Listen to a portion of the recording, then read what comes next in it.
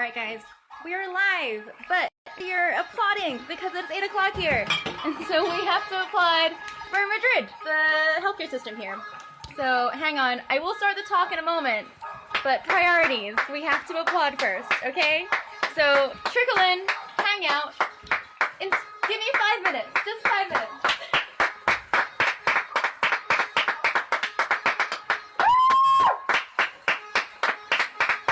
And my image, right? What happened to you then? Girl, I'm working on this is a charity. Yay, people are applauding too! Woo!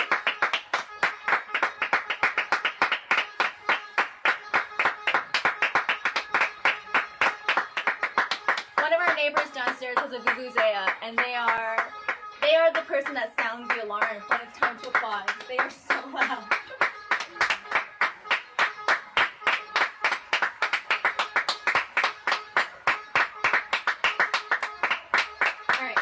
I'm getting cold, and I have a live stream to hang out on. So let's take you up here.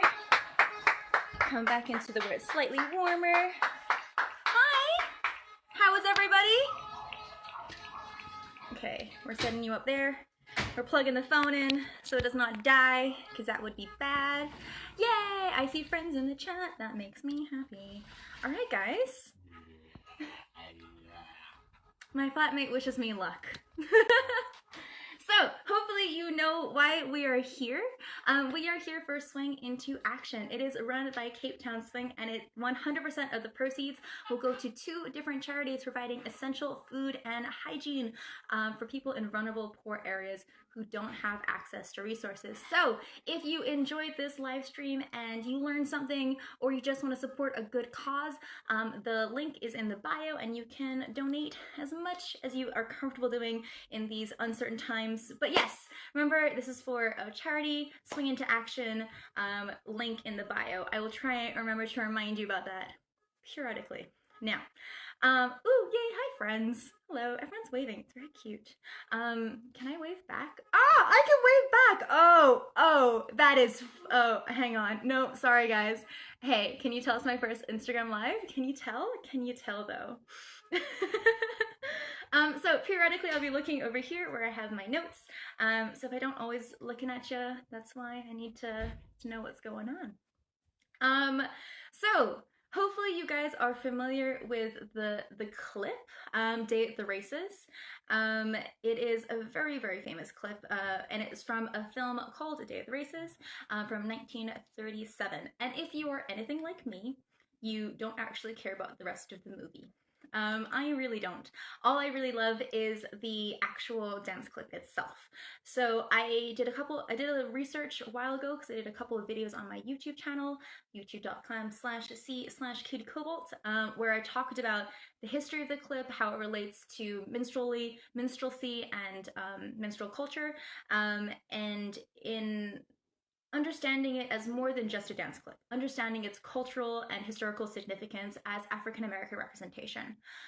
So that is what I'm going to share with you guys today. We're going to talk a little bit about African-American representation, the positive and the negative aspects of it in this particular clip, and then we're going to have a little bit of a dance because Tiny Bunch does a little solo at the beginning with Evie Anderson, who is the singer in this clip. Be ready, I have a lot of names for you guys to learn today because we are naming some dancers, particularly the women, because that's what I do. Oh, I totally forgot to say, hi, I'm Katie Cobalt, for those of you who don't know me. I'm based in Madrid at the moment because of lockdown and there's nowhere else for me to be. But yeah, so I'm Katie, hi, nice to meet you. So, let's talk about the clip. Back in 1936, Whitey had 3 different teams of dancers at that moment. So this is kind of before they were the Whitey's Lindy Hoppers. This is now, Whitey has accrued a list of names of dancers that he's kind of put together as like, you guys are the best of the best. He's taken the creme de la creme of the Savoy Ballroom, and they're not really a set team as a unit yet. But what Whitey's done is divide them up into little groups. So at this point he had 3 different groups. He has one group called the Whitey's Hopping Maniacs, and they were performing at the Cotton Club. Now, the Whitey's Hopping Maniacs, let me just make sure I get this 100% correct. we have in the Whitey's Hopping Maniacs Lucille Middleton, Frankie Manning, Naomi Waller, Billy Williams, Mildred Cruz, and Jerome Williams. Now, this little trio were performing at the Cotton Club, and it was actually one of Frankie's, what he considered to be his first like professional gig. And so we had one team at the Cotton Club. We had another team performing at the Harlem Uproar House. And this team was called Tiny Bunch and the Original Hoppers. And this is where Tiny Bunch was. So Tiny Bunch was performing over there with his partner, Dorothy Dot Moses, Wilder Crawford, Thomas Lee, Helen Bundy, and Billy Ricker. And so they were performing at the Harlem Uproar House. The final group, the one that we're actually interested in today, were performing on tour with a singer called Ethel Waters. So they were going all over the States versus like the other two teams, which are having like a residency in different clubs in Harlem. These guys were on tour. And it was when they were in LA that they got scouted. So at the LA performance, there were some people in the audience who were part of the production of making the Marx Brothers film Day at the Races. At the time, they didn't know really kind of what the film was going to be, but they saw these performers and they were like, these guys are friggin' awesome. We need them in our film. So it was Whitey who actually ended up convincing them to bring on an extra couple, where we have Dorothy Miller and Johnny Smalls, or you know, Tiny. So Dorothy Miller, Johnny Smalls, and Tiny as well. And Whitey, being Whitey, also got himself cast in this. So you can actually see him in the clip. I really hope you guys have all seen the clip.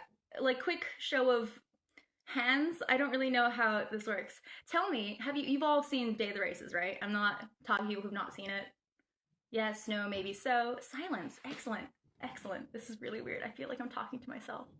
I am talking to myself slightly. Anyways, you can see Whitey in the clip. He is actually at the back. He's in the middle of the jam circle. Easily spotted. He is wearing a black shirt and suspenders, and he has like a very signature white streak through his hair. And I just love that he was like, this is the first time we've been on camera. We for sure need to have me there. I really appreciate that. And so I'm just going to kind of go through the clip a little bit so you can have an idea of who everybody is, because that's a really important part for me, is just remembering who these people are, because they are so fabulous and I don't want to forget them.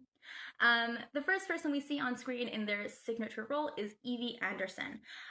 She is actually a really famous singer in her own right. She performed alongside the Duke Ellington Orchestra, and in 1931 became the first full-time vocalist for that orchestra.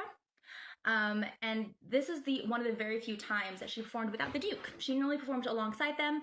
I have not found a good source on this, but I have read that the reason why Duke Ellington isn't in this clip is because he refused to perform these black stereotypes and perform in farm clothes.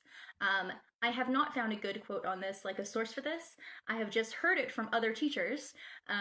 So yeah, I have heard that the reason why Duke doesn't appear is because he refused to dress in farm clothes and play into racial stereotypes. If anybody has a good source for this or can tell me where that is from, any more details on that, I would love to hear it. Please message me, because I like to have sources and to understand that what I'm teaching you guys isn't just hearsay. And if it is hearsay, like it is now, I will tell you as much. But everything else, I have sources. How can I share the sources with you? I have recommendations for reading and sources. When this goes up as an Instagram video, I will make sure that the comments in the description, there's just like a whole bunch of links for you guys to look into, because this is definitely one of those things where you can read up about it forever. And so I have a bunch of things that you can read to learn a little more, and also places where you can learn more from. Anyways, so we have Evie Anderson. She's singing. She's fabulous. And then we have our dancers. We start off with John Tiny Bunch, who is the soloist at the beginning, who does the wicked cool splits. We have Dorothy Miller and Johnny Smalls. We have Nora Miller and Leon James, Willa Mae Ricker and Snooky Beasley. The little lockstep that Snooky does there is like his iconic move. Like, he did that in every single thing. You can also see it in Radio City Rebels. And then we have Ella Gibson and George Greenidge. So the sequence itself was ridiculously long for a Hollywood movie of its time. So what we have on YouTube at the moment, like the longest clip I could find was the colorized version, which is really cool to see actually. Um, but it's not the full sequence. The actual full sequence starts a little bit earlier on in the film. So the full sequence, which I have read descriptions about and I've seen it like in context of the film, but I haven't found it on YouTube, is about 8 minutes long. So it starts off with the protagonist. So we have that the young couple. You can see them in the colorized version. She's going through a bit of a hard time, and she sees a bunch of young black children singing and playing and dancing. And then this couple follow them in along with the Marx brothers. So if you take it from that moment there where they see these young black kids all the way to the end of the clip that we have on YouTube, you can see it's actually a full 8 minutes. And it contained important plot development. So we have the plot development of the Marx brothers trying to hide amongst the black artists at the time and escape from the guys in suits, the antagonists of the film. There we go. My English, good. And so it couldn't be cut out. So a lot of these old films, I don't know if you knew this, but a lot of them would get the African American people cut out when they were showing in the South because people in the South weren't so cool with that. But because it had all these like integral plot moments in it, and it was exceptionally long for a Hollywood sequence, like it didn't really lend itself to being cut out, so it often wouldn't get cut out. Moreover, the song featured in this section is called All God's Chillin' Got Rhythm. I don't feel like I can say that correctly. Watch Evie Anderson do it. She's fabulous. And it's the movie's theme song. And it also plays, so it plays at the opening and at the end of the film. And at the end of the film, it actually features more black artists. The Whitey's Lindy Hoppers are not featured there, but there are other black artists there as well. And so it was like, in terms of positive representation for African Americans, it was unheard of. Like for the section to be of the film to be so long, for it to be something that you cannot edit out, for it to be so connected to the rest of the film. Like the song featured there had this moment where it had connection to the beginning and the end. It's like it's very much integrated into the movie. So there was a newspaper at the time called, well, it's still actually going. It's called the Amsterdam News, and it's the oldest still running African American newspaper in the US. A reviewer for the film, Thomas Cripps, called the film a day at the Negro races, with Negro in brackets, because it was a landmark piece for having African American representation on screen. It was also the first time we see the Whitey's Lindy Hoppers on screen, which is super cool because they're pretty excellent, as you guys might agree. So, in saying that, it was an amazing opportunity for African American representation. We saw so many awesome opportunities for people of color to be on screen and on the Hollywood stage, but there are some very infuriating details we should talk about. So, like, the lightest and the easiest things to talk about is like the editing and the sound effects. Like, whoever was doing the editing clearly does not care about music structure or how jazz music should be structured because they completely ignored the AABA phrasing of the music. And also, each couple got a basically random amount of eights. The additional sound effects of like the tin whistle and all those like gratuitous, unnecessary things, as if the aerials themselves were not completely excellent. So like those were really problematic, right? They were annoying, but they're not the worst thing in the world. I would argue they're the three close-up shots of Tiny Bunch, Nora Miller, and Leon James are problematic.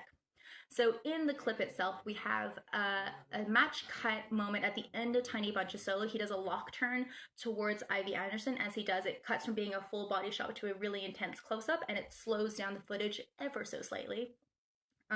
We also have the two shots of Norma and Leon while they're dancing when they're having their fingers in the air, and it's really intense close-up. These shots are problematic because they are a reference to the minstrel show. I'm going to do a real quick, like 30 seconds, what is the minstrel show, what is minstrelsy, just in case you don't know. If you do know, excellent, pat yourself on the back, you've done your homework. If you don't know, that's totally fine. I didn't have a good understanding of it either when I started doing this research. So the minstrel show is an African-American cultural pastime from the early 19th century. It consisted of skits, variety acts, dancing, and music, which all mocked people of African descent. And it was primarily performed by white people who painted their faces black, drew overdrawn lips, and put on Afro-textured wigs. These shows promoted caricatures of black people being lazy, stupid, foolish, or happy-go-lucky. It is such a good, yeah, everyone needs to watch clip. Sorry, I just saw Muriel's comment. So yeah, the minstrel show was basically a way of mocking Black people. And if you think about it at the time, like there was this huge influx of people moving to the cities, and therefore all these people wanted culture, they wanted entertainment, and also with the Civil War just happening, the War of 1812 just happening, there was a very strong need in America at the time to have their own sense of culture, to have their own sense of identity, and their own sense of pop culture that was outside of Europe, particularly British culture, because, you know, they didn't like us anymore. So, because of this, there was this really weird shift towards focusing on their own people and their own ideas of what theater could be. And so before the War of 1812, there were caricatures of Black people featured in stage shows, but they were more like this European ideal of like the noble savage, as opposed to what it became after that moment, where people started to have it be based off the people who were slaves in America. So if you imagine you're a dickhead back in the early 19th century and you're writing a script based off your impression as a white slave owner of Black people, of people who you don't consider as real people anymore, and you're writing a story about them without any of them having any say about it. So, like, a lot of the caricatures of Black people through minstrel shows were incredibly damaging, and they're still damaging today. Like, you still see echoes of this culture in popular culture today, in the fact that people still think that blackface is appropriate. It's never appropriate. Just heads up, in case you didn't know, don't do that shit. Um, so yeah, and so we do have actual blackface happening in this clip. So the Marx Brothers right at the end, you can see in the colorized version, they do put black black paint on their face just to hide and to blend in with the Black performers. But even just the shots of Tiny, Norma, and Leon are already incredibly problematic. The way they're framed to be super close up and to be almost mocking the expressions of joy of the performers are problematic in themselves. They are a link to the minstrel show. They are a link to the white person behind the camera mocking the dancers. So this clip for me is super complex. Like, one, there is actual honest to goodness blackface right at the end. Two, the three shots in it are direct linked to how Black people were portrayed in the minstrel show times in the early 19th century. But I really love this clip. This is the thing, right? I think it's such a terrible clip for all of these reasons, but I also love it's the first time we get to see the Whitey's Lindy Hoppers on the silver screen. It's also the first time we get to see horses on the silver screen, like the thing they do at the end where they all jump on each other. It's called horses. It's also like so got some really freaking badass dancing. And when I was in the Skyliner troupe, we learned a section of this routine. So like I learned Norma Miller and Leon James's little like shine. So for me, it's like I have such a personal connection to it, and I love watching and I love seeing the excitement in the dance, and I love the song. Like the song itself is fabulous, and seeing how the dancers and the musicians are interplaying, particularly Tiny Bunch's solo. He's singing and like he's dancing for the singer, and the singer is singing for him. Like it's so connected to the music, and there's such a powerful connection there. But at the same time, there's actual honest to goodness blackface, and it's like, oh man, it's such a complex thing to love, which I think probably makes me love it a little bit more. And actually, there's a really interesting phenomenon which I looked into a little bit more. So there is a book that I was reading called, it's an essay I was reading called Blackface, Minstrelsy, and Jazz Signification in Hollywood's Early Sound Era by Corin Willis. And he describes something he calls co-presence, where an African-American performer performs alongside a blackface performer. And he cites Day of the Races being an example of this, but you can also see it in films like Kid Millions from 1934, which features the Nicholas brothers performing alongside Eddie Cantor in blackface. And there's also examples of Duke Ellington and also Cab Calloway, both of them who, all of these films, by the way, all of these artists, all four of them, the first time or the early times when they were featured on the Hollywood silver screen were all featured alongside blackface performers, which I think is a very, like, interesting and terrible like coincidence that like as an African American performer at the time, if you wanted to go onto the silver screen, chances are you're going to, that's a conflicting clip with the Nicholas brothers. Explain yourself, Shelby. I don't understand what you mean by that. But yeah, like it's really interesting to me that all these people, in order to get their break onto the big mainstream Hollywood stage, had to go via a performance alongside blackface. So yeah, the Kid Millions clip, actually, you can find the whole thing on YouTube. There are two clips on it, and there's one where one of the Nicholas brothers actually sings a sentence, I want to be a minstrel dancer or something like this, and it's just something very tragic about watching a little kid singing about wanting to be a minstrel performer. So yeah, you can find that clip online. It's actually a really interesting clip because so Eddie Cantor's in the middle and then the two Nicholas brothers either side. And the gimmick of the skit, shut, they totally do. So as Shelby pointed out, they totally show him up.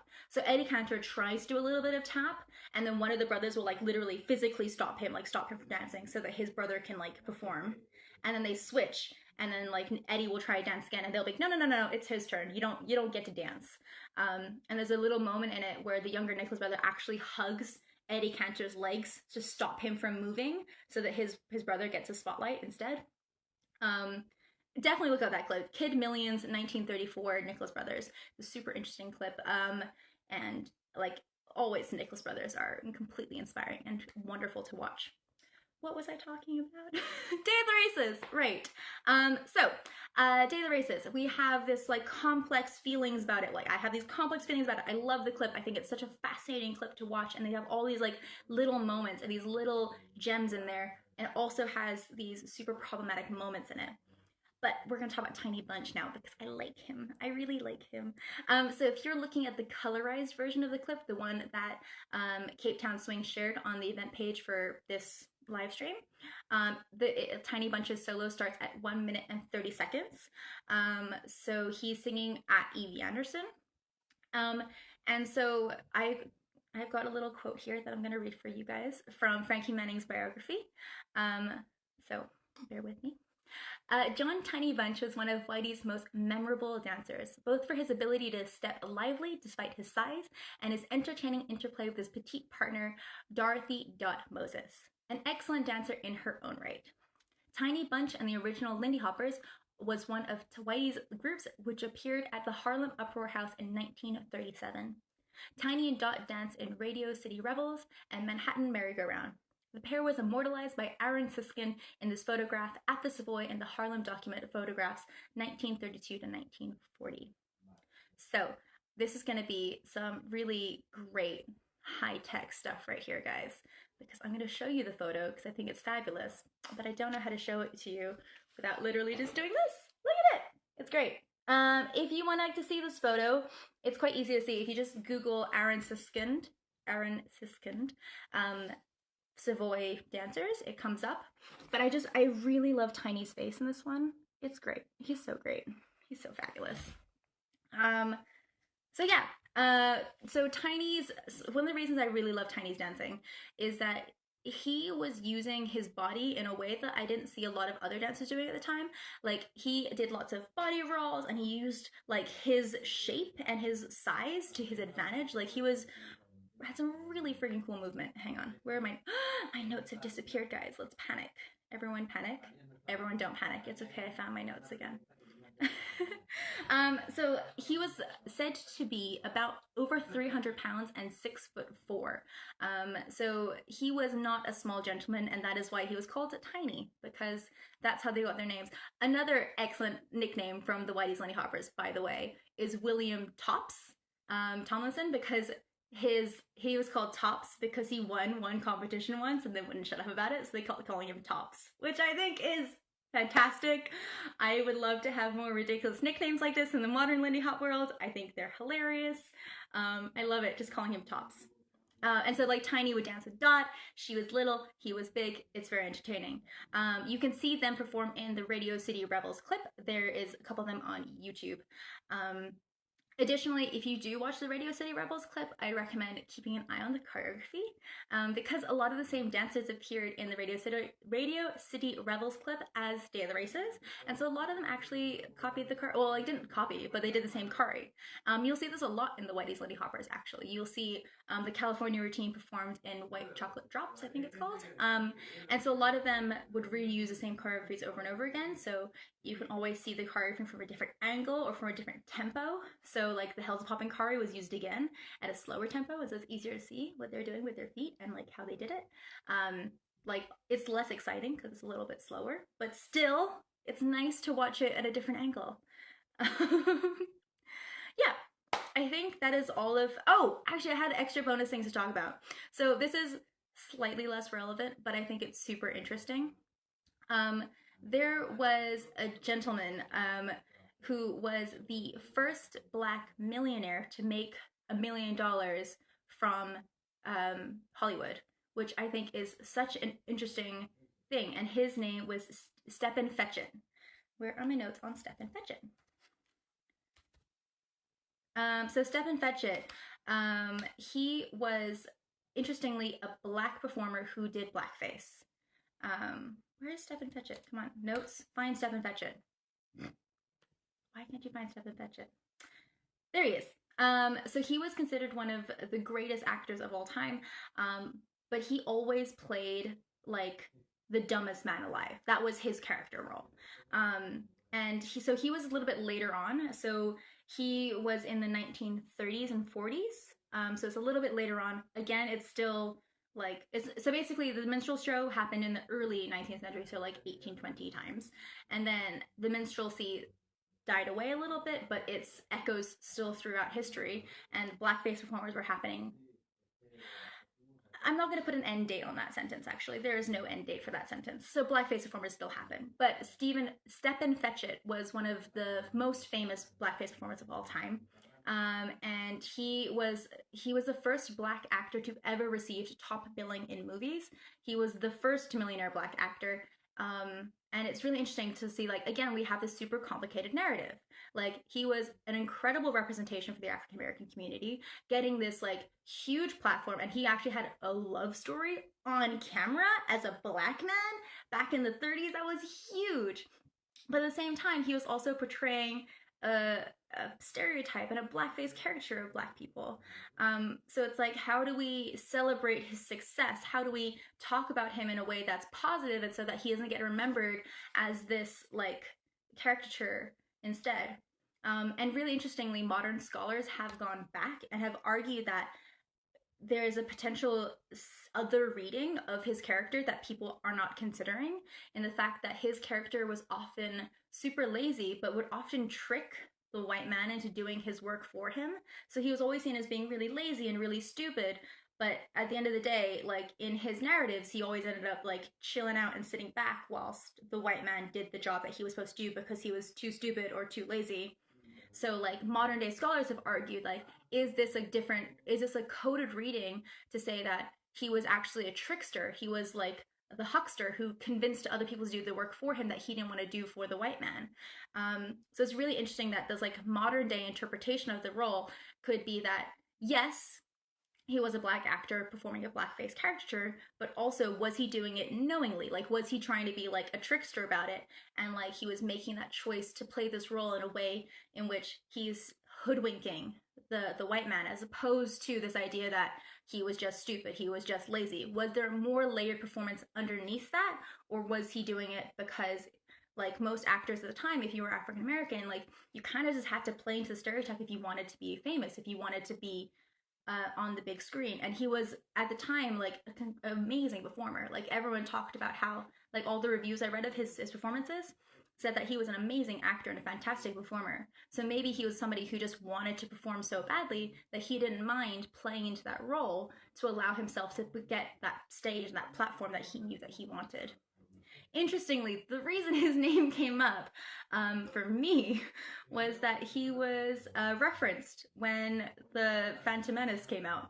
Because when Star Wars came out and Jar Jar Binks' character came out, and lots of people asking whether or not this counted as a blackface character, because he's quite clearly wearing like the aesthetic of his character design, like looks similar to dreadlocks, and there's an argument to be made that he's a very over-the-top caricature of a Caribbean black person. And so there was a argument to be made, like, does this count as blackface, even though he is an alien? And Stepin Fetchit's name came up there as well as like a black person who played a blackface role. Yes. I did a lot of research and I went down a lot of really weird alleys. Do you guys have any questions?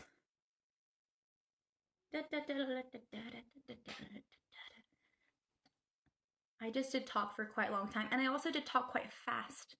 And I'm curious. Anybody have questions? I haven't noticed any come up yet. No, I don't know how long I should wait. This is new for me. Exciting. How's it going? Everyone understanding everything I'm saying so far? Any questions? Any wonderings? Yay! Thank you, Helen. Oh, sources. My recommendation for everybody is to get an account on archive.org. Archive.org is a free library, essentially. There are so many amazing sources on there, so many amazing books on there that I couldn't find anywhere else. And also, like, many of us, how did he portray? So he wouldn't actually put any makeup on. Sorry, I'll get back to archive.org in a second. So I got the question, how did he portray blackface as a black man? So he wouldn't put any extra makeup on. Obviously, it was not needed. But instead, he would play the role that a blackface character would. So the stereotype and the character, like the coon character that a blackface actor would have played, Stephen Fetchit would have played. So he would do all the same negative he would reinforce all the same negative stereotypes and all of the same tropes that came alongside a blackface performer, but just as a black man. So he also wore the same kind of clothes that a blackface performer would have worn as well. Thank you. Yay, questions! That makes me happy. Okay, so yeah, archive.org. It's basically just a free library. It's where I got most of my sources for this. Basically, it's a really great place to look if you want to do further reading. For example, Frankie Manning's biography is on there. Nora Miller's biography is on there. Jazz Dance by Marshall Stearns. Somebody has borrowed it at the moment, and I'm on the wait list to get it back because I want to read it again. Because I do the thing where I read like 2 or 3 chapters and then I like make notes and like think about it, and then I want to come back, but by the time I come back it's already been lent. It's weird. For an online library, there's due dates and stuff. It's very strange. Excellent. So if there are no more further questions, should we do some dancing? I think we should do some dancing. I'm gonna make sure my Bluetooth speaker is turned on. The answer is no, it's not turned on. But we're gonna reset, move you maybe a little bit further forward. If you guys need to move around and adjust your life to make sure that you're ready to do the dancing, take a moment now. Grab a sip of water if you need it. Ooh, that's a delightful noise, isn't it? Little do do do do. It means we're in, guys. Let's do a quick test.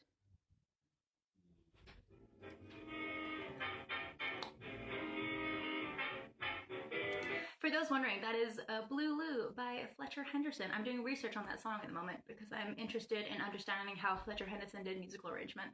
Because, you know, it's quarantine. What else are you going to do with your time? Cool. So I think we're good. I think we're ready to dance. So, is everybody standing up and ready to dance?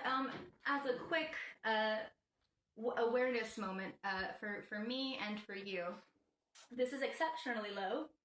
And it's really heavy, and I've hit it so many times. So many times. Actually, no, before I do anything else, I'm gonna remind you that this is for Swing Into Action, a fundraiser organized by Cape Town Swing, where 100% of the proceeds will go to 2 charities, providing essential food and hygiene items for vulnerable people in poor areas who don't have access to resources and are high risk for coronavirus. So, if you do have any extra pennies and you don't mind donating, link in the bio for Cape Town Swing Instagram, and you can check out the Facebook page as well. But please give generously. These people need your help. So if you've enjoyed this and you like learning about the history of dance on Throwback Thursday, then please donate to Swing Into Action. It makes such a huge difference for those people who need extra resources in this very, very uncertain times. Such strange times we live in, my friends. I'm on Instagram Live in Cape Town. This is a weird world. Oh, actually, that's fun. Can everyone tell me where are you from? Like, where are you watching this from? Because I am so intrigued. But while you are typing that, we're going to look at the little sequence. We are going to take out the crazy jazz split because there's a moment in it where he goes into a jazz split and then pops back up again.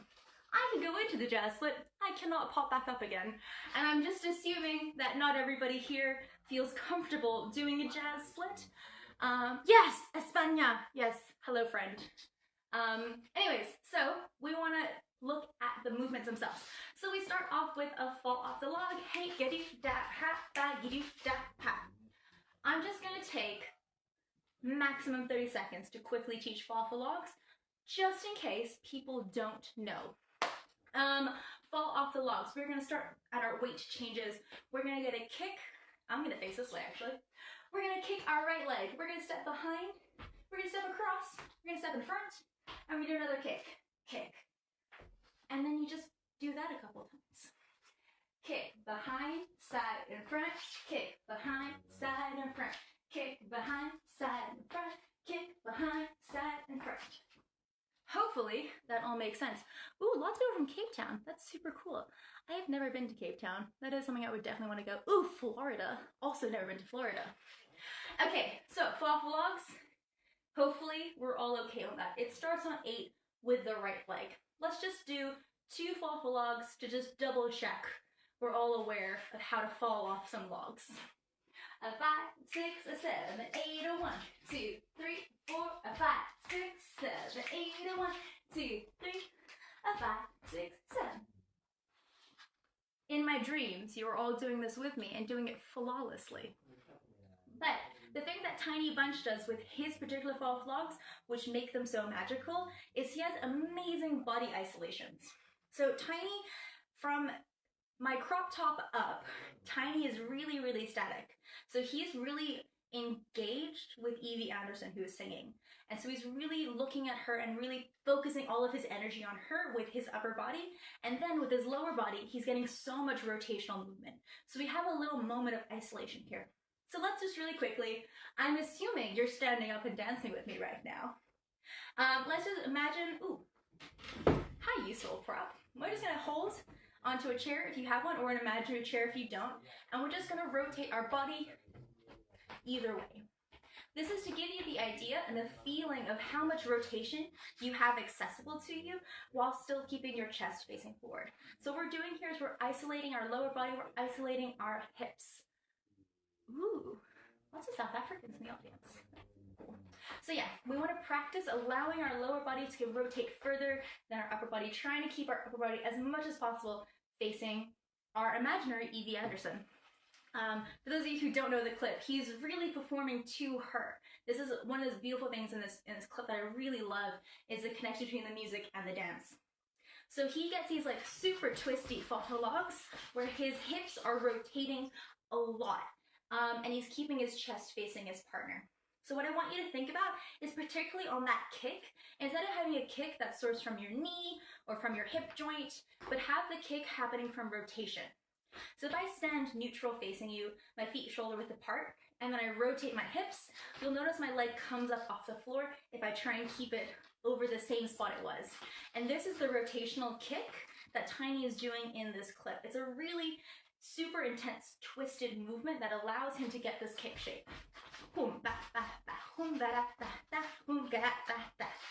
So take a second and try and allow your hips to rotate and allow yourself to get that super twisty feeling in our fall off logs. I'm gonna put on a tune because it's better than silence. And we're gonna try a little bit of fall off logs with a super twisty feeling. This song is called Lottie, and it's from the Shirt Del Sombra's new album. Go buy their music, support local artists. 5,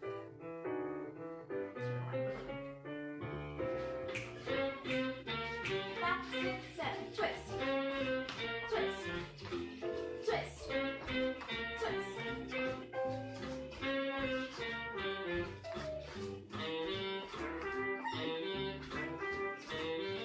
I do feel very twisty at the moment.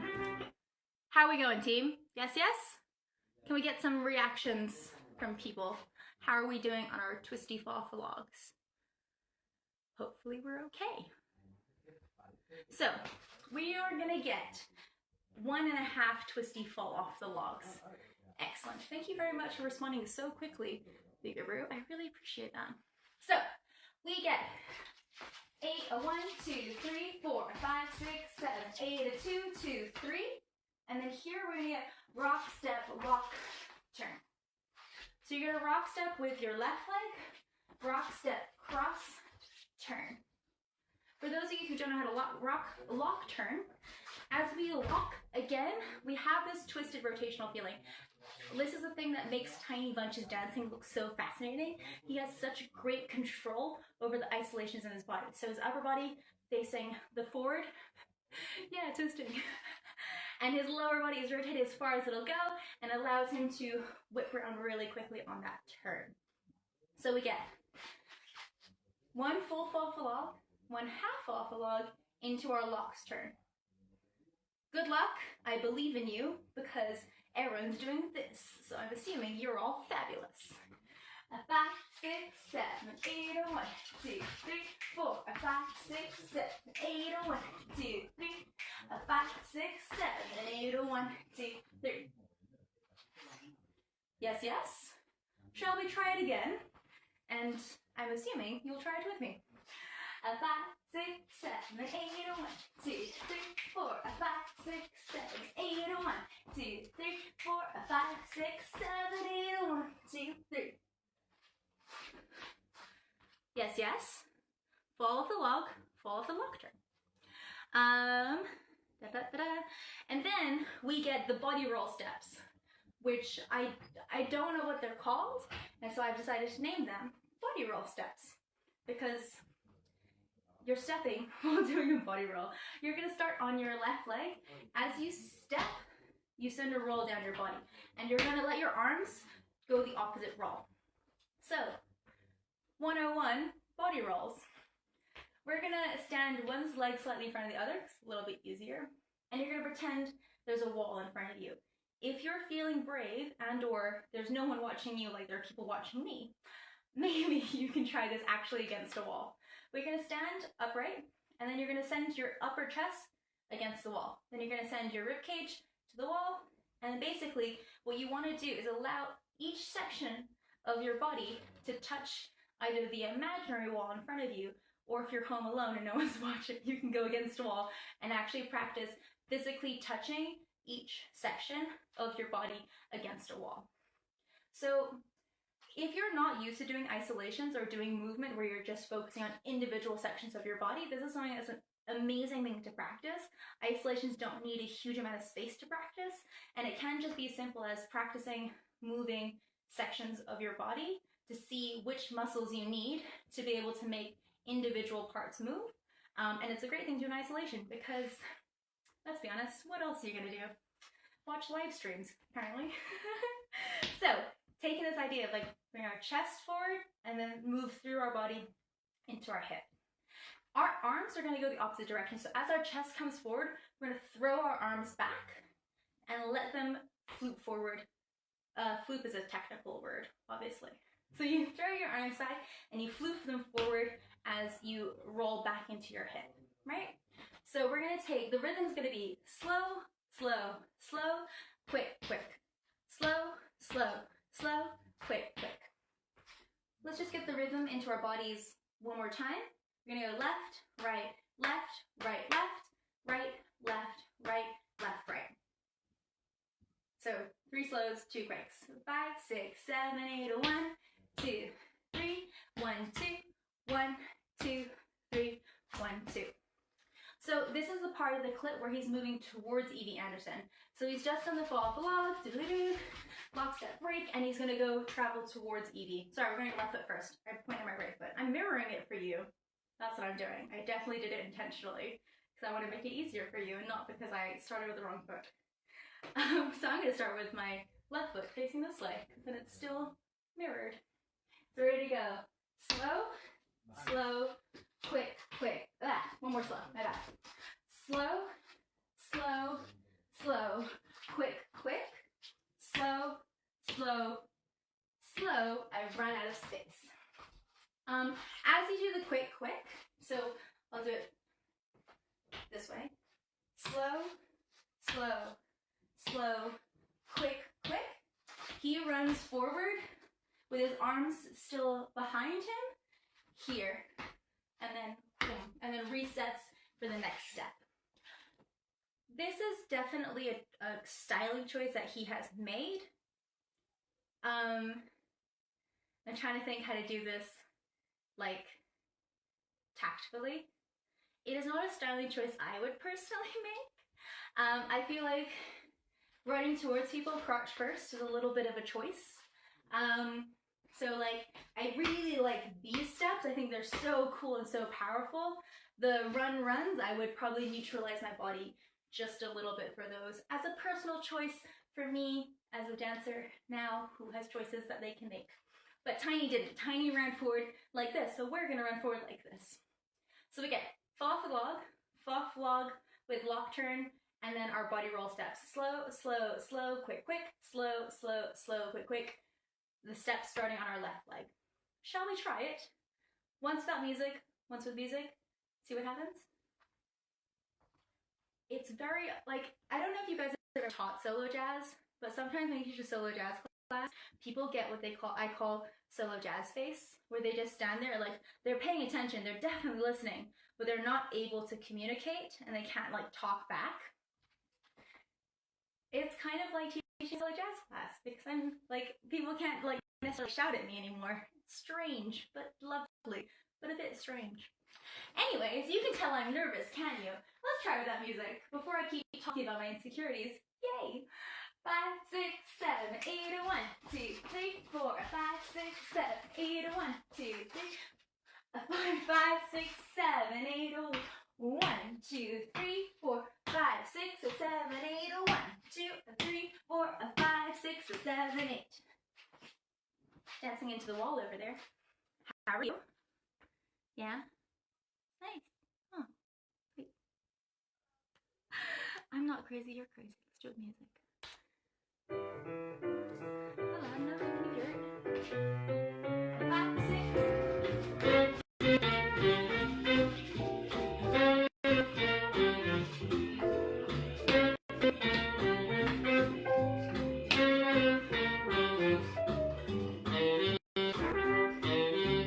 One more time.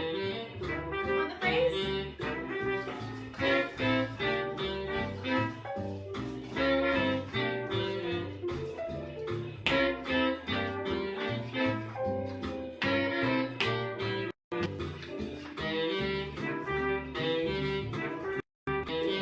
Okay.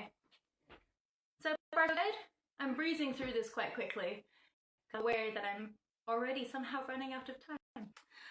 So, once we've done our body steps, we've gone left, right, blah, blah, blah, we should end, hang on. So we've gone left, right, left, right, left, right, left, right, left, right. We are going to weight change onto our left leg. We're going to flick the right leg forward, and then we go down to, this is where he goes into the split drop, which is the most badass part of the clip. However, I'm assuming maybe not everybody in the live stream can do a split drop, or if they can do one, they can't get out of the split drop. So instead of doing a split drop, we're going to do a really intense lunge instead. We'll create a very similar shape to what Tiny is doing without necessarily injuring our knees, because our healthcare system needs us to look after ourselves at the moment. So let's look after our knees. So you flick your right leg forward and then you rock back into it. From here, he licks his thumb 3 times as he shuffles and then pops up because he's a badass by himself. So he has his left leg in front and the right leg comes back down. If you are a complete hench of a human and you feel super comfortable doing a jazz split, he comes down into a jazz split onto his right leg to here, pulls himself back up, which I cannot do yet, I'm working on it, and then he starts dancing again. If, like me, you prefer not to jazz split today, flick the right leg, go down into the lunge, lick, lick, lick. 3 licks to pull it back in. So we get 8, 1, 2, 3, 4, 5, 6, 7, 8. And then transfer your weight back onto your left foot against your right foot is free. So to link that with our body roll steps, we're gonna go left, right, left, run, run, right, left, right, run, run, and change. 6, 7, 8, whoop, back, ha, change.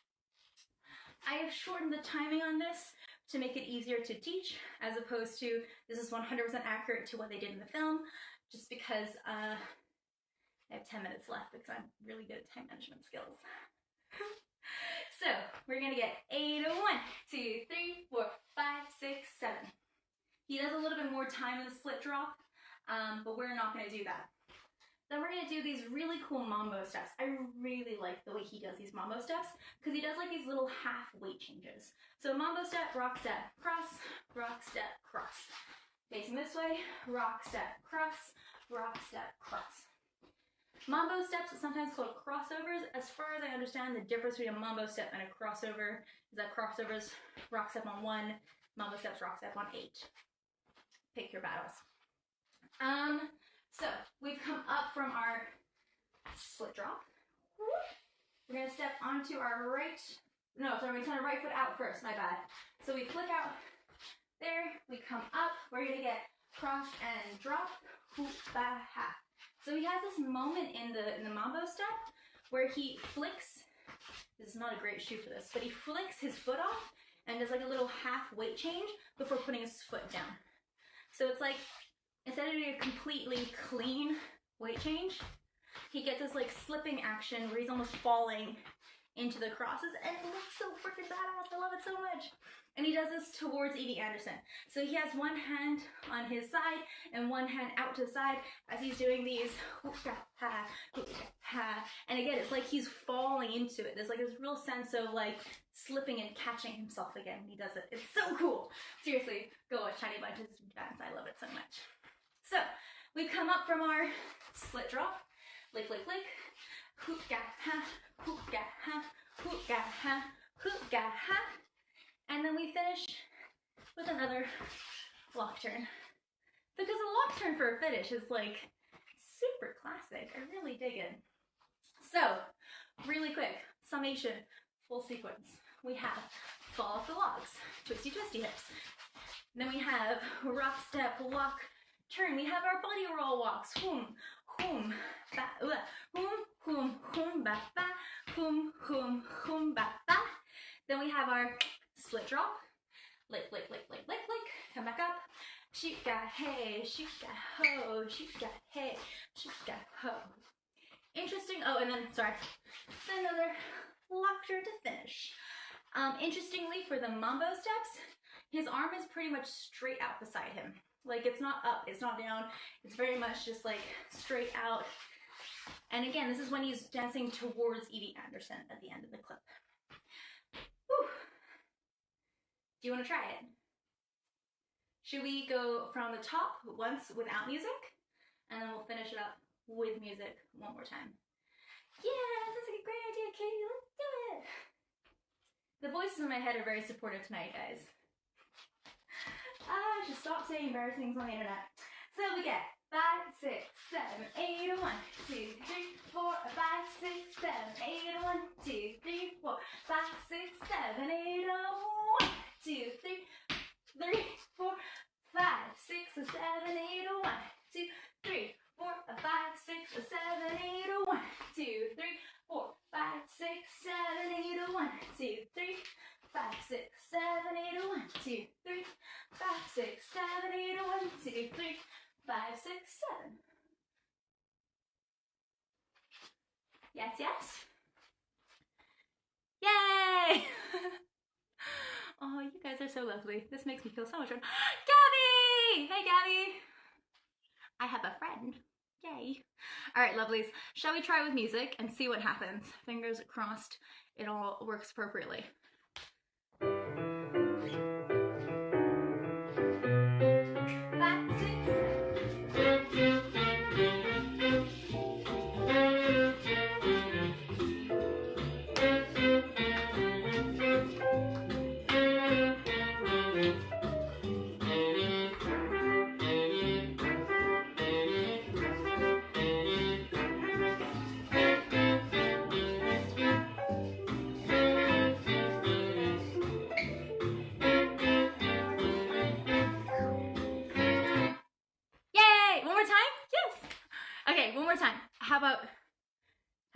Why do we go faster? Let's see what happens if we go a little bit faster.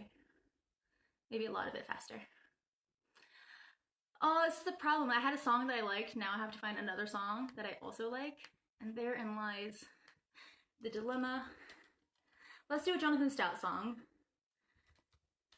Because I really like, I don't know about you guys, but right now I'm feeling very much like supporting modern artists who maybe need the support a little bit more right now. So let's do Jonathan Stout. Let's do Jonathan Stout and his Campus 5's So Wonderful. Swonderful, Swonderful, It's Wonderful, S''Wonderful. A little faster.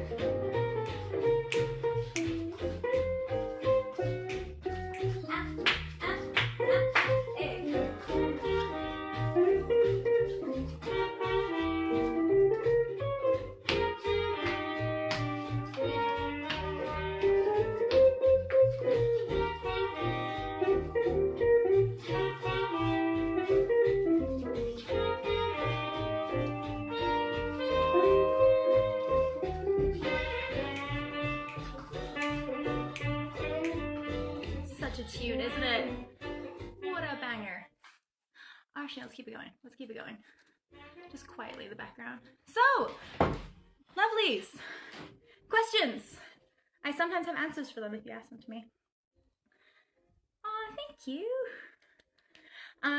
So this was Tiny Bunch's solo, or my interpretation of Tiny Bunch's solo from the opening of Day at the Races.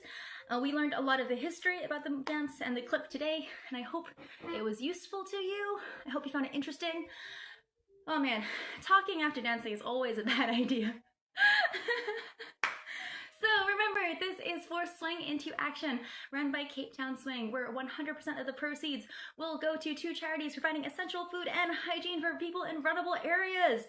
So if you do have a little extra money at the moment and you don't mind, please consider donating to this cause where we can help people who are really affected by coronavirus. Whew. That was like a whole lot of speaking. So yeah, the link is in the bio and also on the Facebook event page for this event. If you enjoyed learning from me, you can find me on the internet too. I have Instagram, Katie Cobalt, so you can check me out there. I post dance videos quite a lot, and also I offer online coaching, so if you're interested, come hit me up. I also have a YouTube channel where I talk about history of dance and like teachy stuff and positive feedback, and I really try to make sure that I bring a little bit of happiness and joy into your lives on the weekly basis sometimes. So if you are interested in learning more or hanging out with me on the internet, check out youtube.com/c/Katie Cobalt, and that's where I am. The link is also in my bio for my Instagram account. I also have a Patreon where I teach online classes. So there's lots of ways to find me on the internet. So if you want to check me out, that's where you can do that. And also please remember to give generously to Swing Into Action for the Cape Town Swing peoples. They did such a wonderful thing inviting me to come hang out with you guys today. And so I hope you enjoyed it. And yes, one more time for luck. All right, Marianne Constable. One more time for luck. Why do we do that same song? Because it's a great tune. And let's do it one last time all together. Y'all ready for this? All right, one last time, just for luck, and not to annoy my flatmates too much for taking up the whole living room for an hour. One more time.